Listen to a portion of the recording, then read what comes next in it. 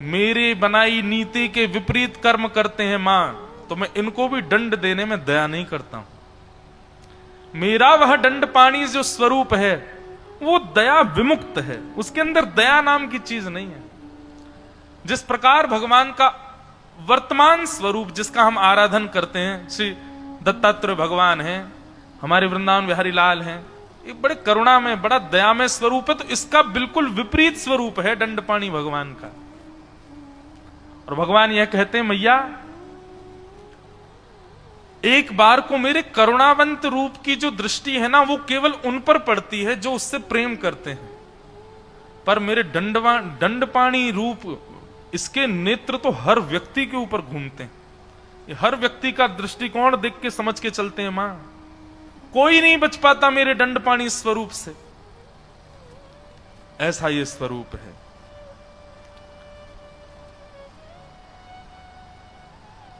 दंडपाणी ये रूप कैसा है? बोले अनंत है, इसका कोई अंत नहीं है। जैसे मेरे उस रूप का कोई अंत नहीं है, ऐसे काल रूप का भी कोई अंत नहीं है। और कैसा है आपका ये रूप? बोले अंत कर, इसका काम ही है अंत करना। और ये कैसा रूप है आपका? बोले अनादि, यह भी अनादि काल से है मैया। मतलब इसमें उसमें कोई अंतर नहीं है, बस वो प्रेम पक्ष ध्यान रखता है और ये दंड पक्ष ध्यान रखता है। इस प्रकार भगवान बता रहे हैं और बताते हुए भगवान कहते हैं मैया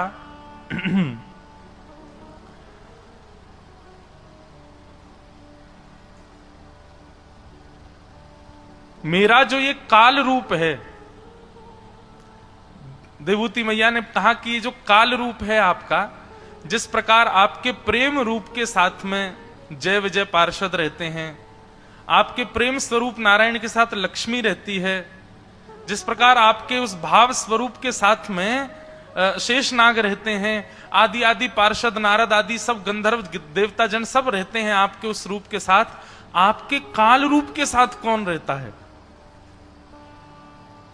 भगवान कपिल कहते हैं मैया भयभीत भी होती जा रही हो, पूछती भी जा रही हो। बोले नहीं नहीं भगवान बताइए ना, आपके इस काल रूप के साथ कौन कौन रहता है? तब भगवान बड़ा विचित्र उत्तर देते हैं। क्या कहते हैं कि न चास्य कश्चित दयितो न द्वेषी, न चास्य कश्चित दयितो न देश्यो, देश्यो न च बांधव,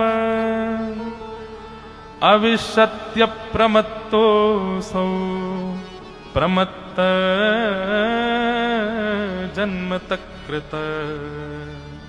भगवान कह रहे हैं मेरे इस काल रूप की कोई पत्नी नहीं है, मेरे इस काल रूप के कोई बच्चे नहीं हैं, मेरे इस काल रूप के कोई पार्षद नहीं है, मेरे इस काल रूप का कोई मित्र नहीं है, मेरे इस काल रूप का कोई द्वेषी नहीं है, मेरे इस काल रूप का कोई प्रेमी नहीं है। मैं अपने काल रूप में अकेला रहता हूं। क्यों? क्योंकि मेरे उस रूप से सब भयभीत रहते हैं, कोई मेरे समीप नहीं आता है। वो मेरा एकांतिक रूप है मां, उसके साथ कोई नहीं रहता, वो अकेला ही रहता है, केवल विचरण करता रहता है। देवभूति माता बोली विशेष रूप से आपका काल रूप किनको दंड देता है? मतलब ऐसे कौन कौन से दोष हैं जिन दोषों को देख करके आपका काल रूप दंड देता है? तो कपिल देवभूति संवाद के इस अध्याय का जब पाठ किया तो यहां पर 6 बार एक ही नाम लिया काल भगवान ने। बहुत ध्यान से सुनिएगा बंधुओं। भगवान कहते हैं मेरे काल स्वरूप को सबसे ज्यादा चिढ़ यदि किसी से है तो वो इस व्यक्ति से है। मतलब काल रूपी परमात्मा सबसे ज्यादा दंड किसको देते हैं? तब एक शब्द बार बार 6 बार आया इस 30वें अध्याय में कपिल देवभूति संवाद में, और वो मैं एक बार वो शब्द पढ़ के सुनाऊं कहां कहां है। ग्रहेषु कूट धर्मेषु, कूट धर्मेषु मतलब हम दो हमारे दो, मैं और मेरा, इस भाव में जो रहता है, इससे सबसे ज्यादा चिढ़ लगती है काल भगवान को।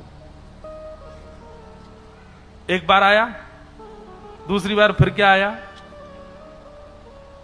एवं कुटुंब भरणो, जो केवल अपने कुटुंब को भरने में लगा रहता है, मैं, मेरा, मेरे बच्चे, मेरा परिवार, मेरे बालक, मेरे मेरे मेरे मेरे मेरे उनको ही भरने में लगा रहता है। फिर आया कुटुंब भरणा कल्पो, जो केवल और केवल अपने घर को भरने में लगा रहता है। 3 हो गए। फिर उसके बाद फिर भगवान कहां कहते हैं, मैंने पूरा चिन्हित किया उसको, एवं कुटुंब विभ्राण, फिर से जो कुटुंब भरना चाहता है, भुंक्ते कुटुंब पोषस्य।